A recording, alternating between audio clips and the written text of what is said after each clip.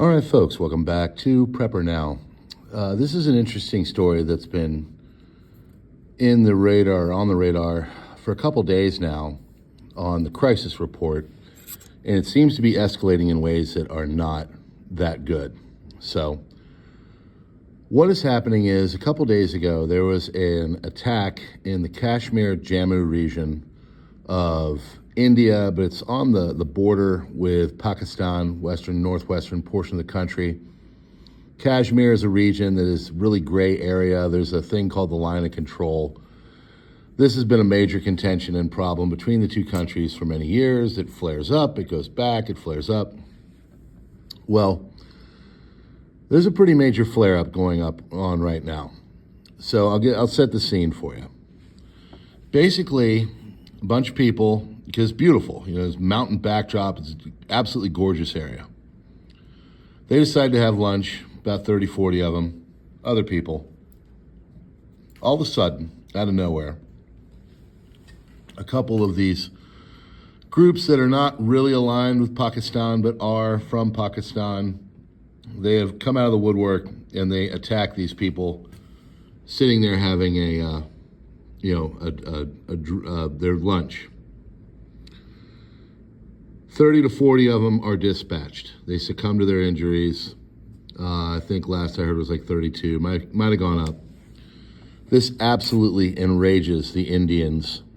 And now all of these things are happening in a way that really is a problem. And it's being set up for some type of conflict, whether that's limited, extreme, I don't know. Here's the problem.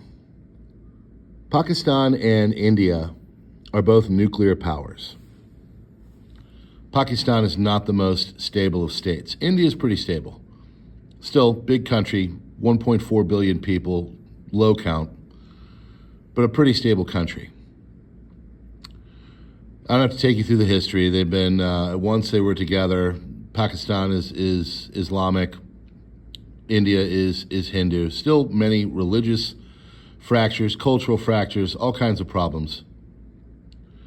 They say, and I used to study this when I was getting my poli-sci degree, I had to focus, and this is one of the areas I focused on.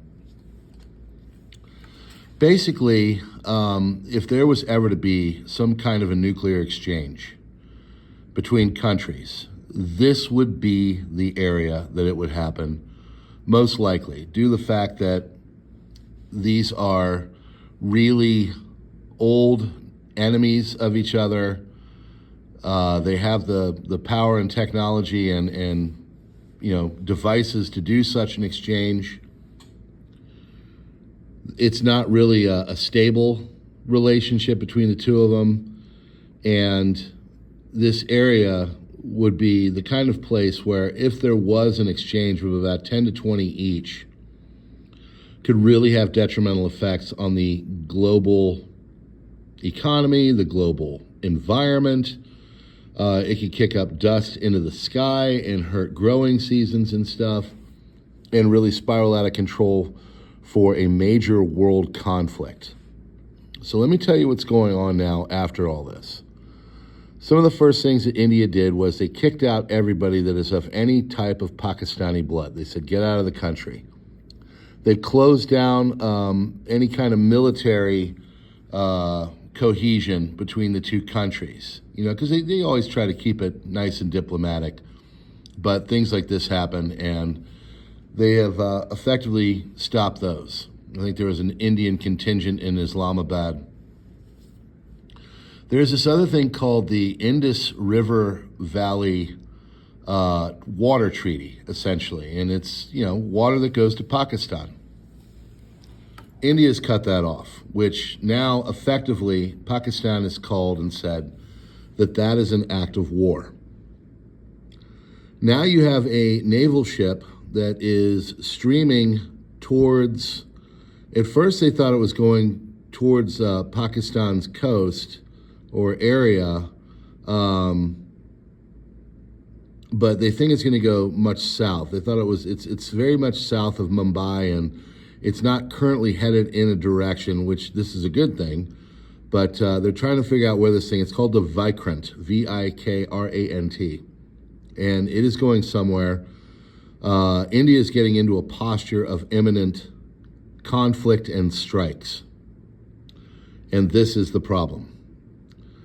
So there's going to be, I believe there's a NOTAM, a notice to airmen about this area. When Modi was in Saudi Arabia and heard about all this, he flew back. Now, when he went to Saudi Arabia, he was able to go over Pakistani airspace. When he came back, he avoided it. Pretty big sign there. Pakistani airspace has now been officially closed to the Indians.